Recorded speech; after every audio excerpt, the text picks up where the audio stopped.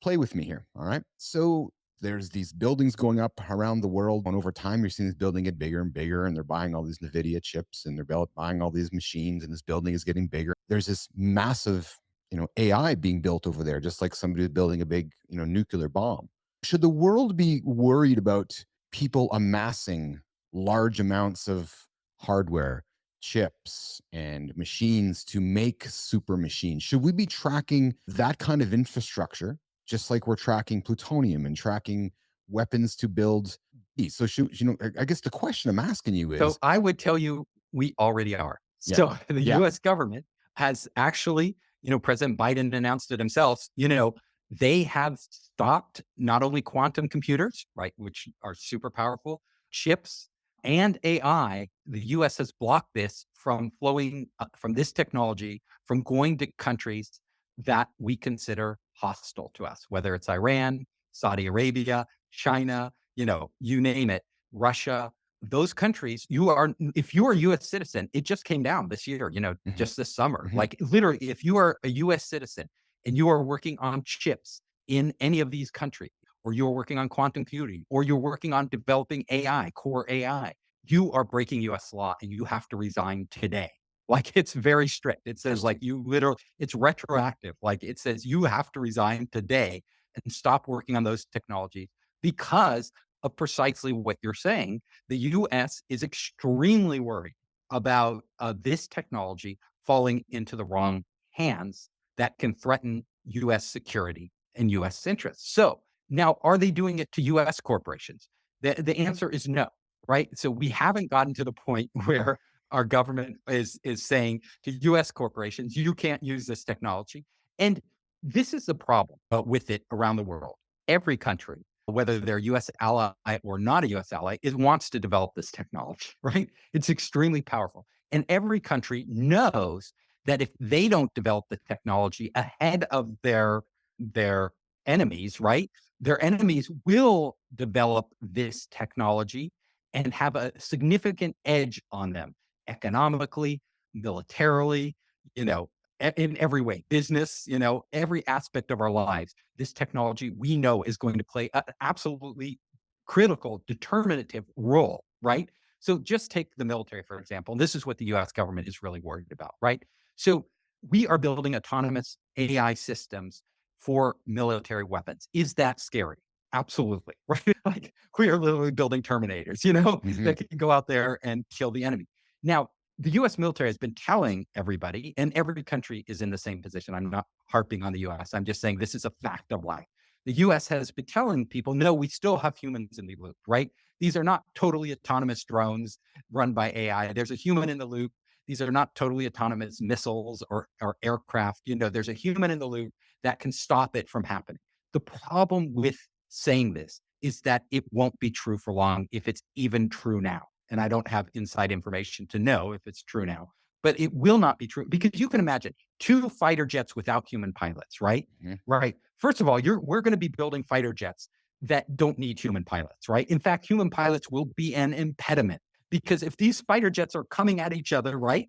And you have to wait for a human to make a decision. How long does it take a person to make a decision? Well, a very good fighter jet pilot could make a decision in a second or two, right? A critical decision in a second or two because they've been trained so much.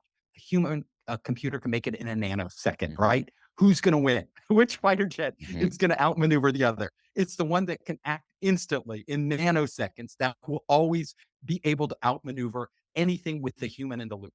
So, by definition, you will have to extract the human from these autonomous chains, these autonomous systems, in order to be competitive on the battlefield. In the business world, it's the same way, right? Humans cannot process data well. We cannot process massive amounts of data well. Whether you're in a fighter jet trying to process all the inputted data, or whether it's a stock exchange, we cannot do this. AI can do this exceptionally well and at exceptionally high speeds. And when it's focused on very specific problems, it not just general problems, it can outperform humans every time.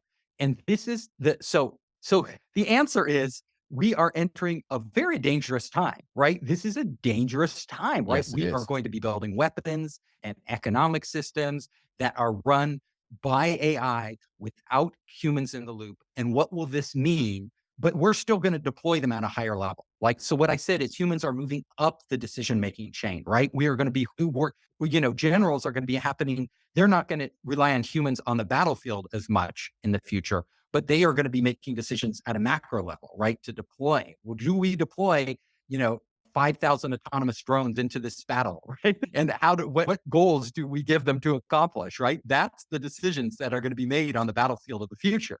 Not today, but in the future, that's where we're headed. In business, it's the same way. In society, with people's data and manipulation of people by AIs, all of these issues need to be discussed. I discuss a lot of them in my book, The Five Forces That Change Everything, but can't discuss them all on this podcast in a short time. But it's really critical that we start thinking about these problems. Do we have, like, we have nuclear proliferation treaties? Is it even possible to have AI proliferation treaties, right? What would it mean and where should we draw the limits? We need to come to some sort of rational thing for the sake of humanity. Because if we don't, there will be repercussions.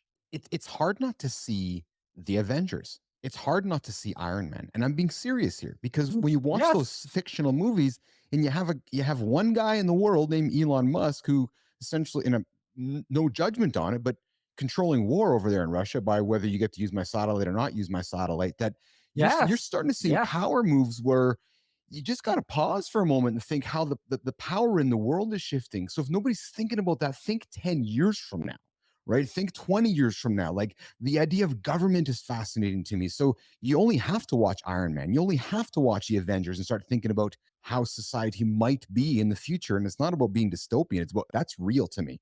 But Steve, one last thing before wrap up, and clearly we have to have another chat. Nerd here to, if I may say this, nerd you, we probably can have a chat for Figure it half. out. And I love it. I just love it.